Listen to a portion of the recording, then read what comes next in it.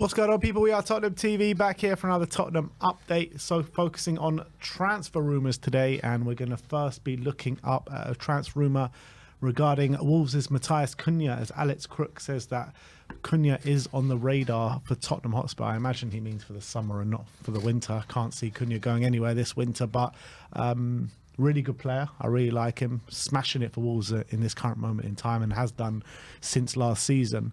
Can you see him coming? I mean, the only way I see it coming is if Richarlison leaves, which doesn't look that unlikely at the moment, considering his injury record. So I'm sure Tottenham will be realistically open to offers right now, because a large part of keeping him this summer was about, can he stay fit, and if he can, we know what he provides to the team. But the reality is, at the moment, the evidence suggests he can't stay fit, and there's no point in having a striker in the squad if he's not available. So I do think we're going to be starting to look at replacements for him. Cunha would be an unbelievable replacement, in my opinion. I think last 2 seasons, in terms of his goal and assist output, really, really good and really strong. And he's one of these players who always looked good, always was a player who had strong running ability, dribbling ability, but flattered to deceive a bit in the final third. But I think in the last 2 seasons, he's really brought an extra element to his game when it comes to getting goals and assists, and a bit of a clinical edge to his finishing. This season, he seems to be scoring a banger every single week, and that shows the quality that he does. Playing for a team like Wolves as well, where chances are always at a premium, they're always limited. He has got to make the best of what he's got, and he seems to definitely be doing that. Imagine adding that kind of quality to the Tottenham front line. I think that for sure would be something to be excited about. I also think he's a versatile player, so can play up front, can play off the wing, can play maybe in the attacking midfield positions if need be as well. So I think that kind of forward, I think Andrew will be licking his lips about what he could do with him. And he's a hard worker as well. Yeah, do you think he's attainable for Spurs? I mean, how much do you reckon he'll demand? I mean, after this season, the way he's going, I mean, he's putting a fair packet on his price tag. I think they signed him for a decent amount, didn't they? They signed him for 50 million. Yeah, so quite a good amount. What's his? I don't know what his contract is. 2027. So he's got a decent amount, a couple of years left on his contract come the end of the year. Yeah, I mean, judging by, look, this is definitely Tottenham's MO, isn't it? Signing players from lower down the Premier League who are standouts. Johnson, Maddison, Richarlison. Yeah, but we'd definitely like to do that, don't we? It's more like in the 50 to 60 million ballpark. I think he might be a bit more. Depends on their FFP kind of problems. We know Wolves in the past have had struggles with it. Yeah. They've been forced to sell players. I think Tottenham will probably want to spend in the ballpark of 60 to 65 million. Again, another player, Solanke, another player, near the mid-table of the Premier League, who was a standout. So we definitely like these kind of deals. I think Tottenham probably would like the thought of it. I guess these other deals happened a few years ago, so maybe with inflation you probably have to put another 10 million on that, so maybe you're looking near the 70 million pound mark. That's how much a player of his quality is going to have to cost these days. So unless we can get a bit of money off, I do think a lot of teams will be after him. I think Liverpool as well will probably be looking at him, potentially if Salah leaves or whatnot. I think I think he could fit in at City, to be honest, with the way he's playing. So it's going to be definitely the way he's playing. He's one of the best attackers in the league this season. He's been that good. So I definitely think Tottenham will be interested. But it's whether he would be our first choice. It's 10 goal contributions, 7 goals in 12 games this season. That is unbelievable numbers for playing a team that only got their first win a couple of weeks ago. And how many goals have they scored in general? Probably not that many, have they? Yeah. So he's probably got a big portion of them. And he seems to be getting better. That's the main thing. He's 25. When he joined the Premier League a couple of years ago, he was, flattered to deceive in the final third. But then last year, 12 goals, 7 assists. This season's already got 7, so that's probably going to be beaten as well. So it seems to be players getting better and better as the years go on. So I think Tottenham should make him one of the priorities, I would say. Yeah, it's a strange one, isn't it? Because the team seems to be getting worse, but the player seems to be getting better. Yeah. Which shows you the quality of the actual player if he keeps getting better in a struggling side. So I would love to see him through the door. Whether it's realistic or not, I don't know, but we'll see what happens in the future.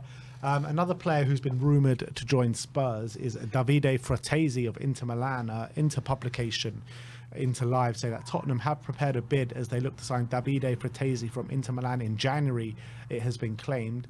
Reports in the Italian press state that Tottenham are willing to pay a significant fee of 35 million euros to bring Frattesi to the Premier League. Tottenham have been put on alert by the fact Frattesi has complained about his lack of game time at Inter Milan this season. Interesting. I remember looking at him last summer because we had a few links with him last summer, and then he had he played in. Did he play in the Euros for Italy? I think he played, and he was playing quite well.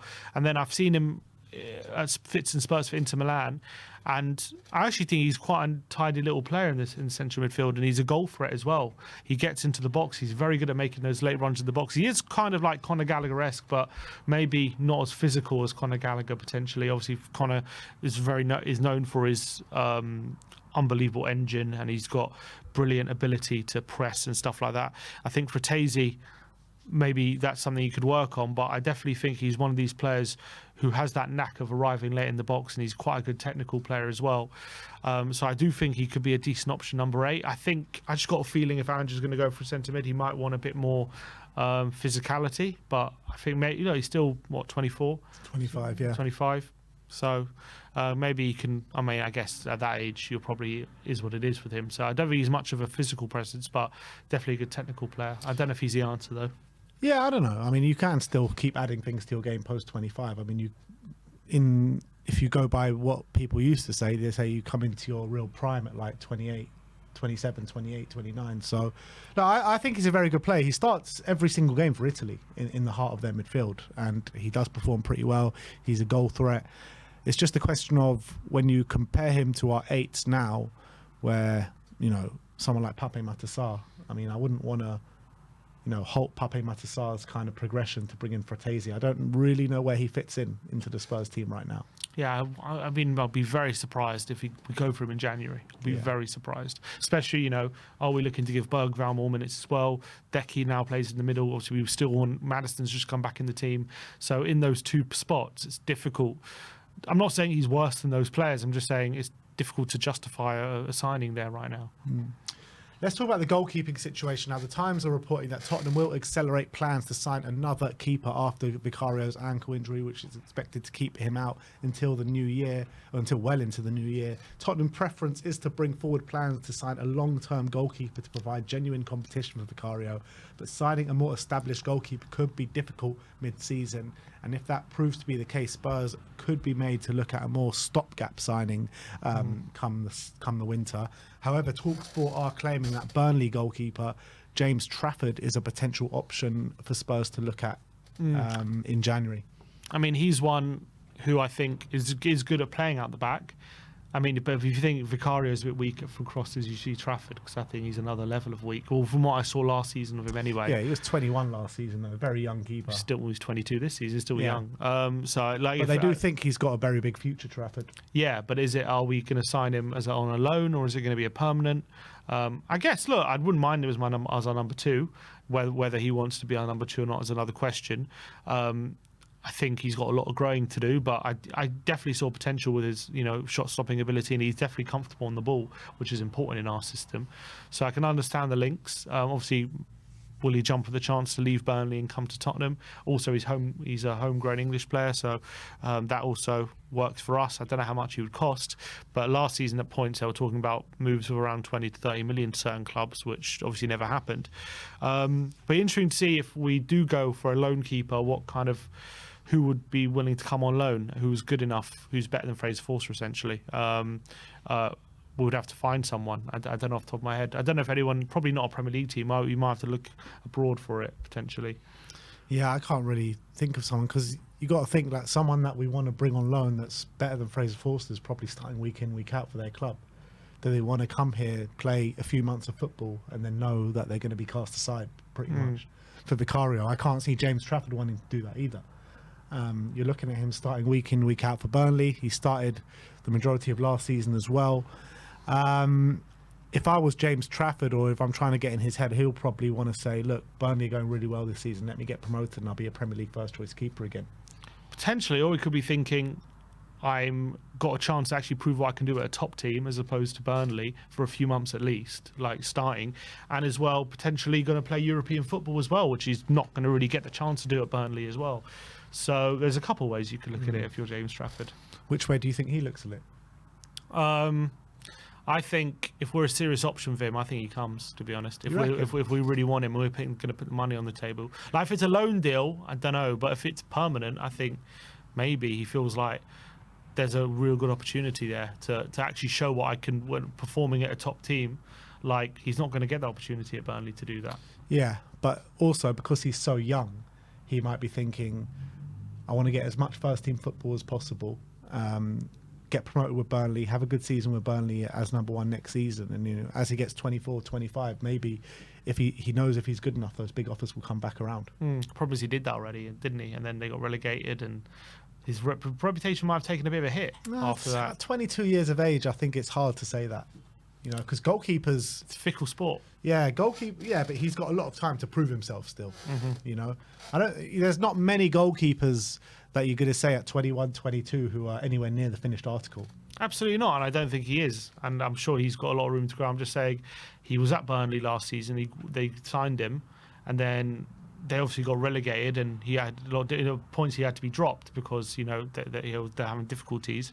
And if he has an opportunity to play for a top team where it's a different expectation, maybe he'll try and also once you have those few performances under your belt, that even if he has to move on, that gives other teams who want to look at him the evidence that actually he can perform at a top team rather than just at Burnley. They did sign him for 17 million euros, Burnley off Manchester City. So you'd probably think like he's their number one at the moment, playing week in, week out. They're not going to want to lose him midway through a season. They're going to command a big fee for him, probably 25 to 30 million, something like that. So unless we're serious about him being an option to battle Vicario, I don't think we go for him. Yeah. And last but not least, Florian Plettenberg is saying that he's been told that Arsenal and Tottenham are monitoring, wait for it, Bazoumana Toure. Bazoumana Toure. Traore? No, it's Toure, actually. I got it wrong when I said Traore. It's Toure. Bazoumana Toure. Toure. Like Yaya Toure. Leverkusen, Leipzig and Wolfsburg are all interested in the top talent from 18-year-old from Hammarby. He's got a contract till 2028 and he's one to watch in the next few transfer windows. Apparently a top Ivorian talent coming out of Germany. Yeah, when I saw his name crop up, I did look into him a bit, and obviously apparently he's a very quick forward. 18 years of age, and he got 9 goals and 4 assists so far this season for Hammarby, which when you're doing that at top level football, Germany, Sweden. Yeah, when you're doing that at top level football at that age, you've got to sit up and take notice. However, whatever level it is, and he seems to be doing. I think he seems to be doing really well. I mean, 13 goal contributions at 18 is clearly there's some talent there. Whether he can make that step to the Premier League, you never know. But clearly, obviously, with the Bergvall we took from that league, and we believe in him as well. So maybe that's something we're looking at in terms of potential.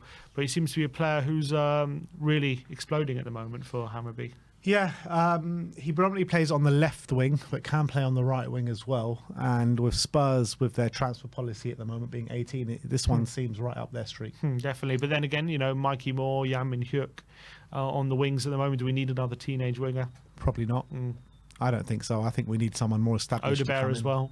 Odegaard, yeah. I do think we need someone more established to come in, but just the way Spurs work, they probably will end up getting another 18, 19-year-old. But yeah, that is your Tottenham update for today. Let me know in the comment section below your thoughts regarding all the news stories we brought to you today. Like, subscribe and comment. And as always, come on you Spurs.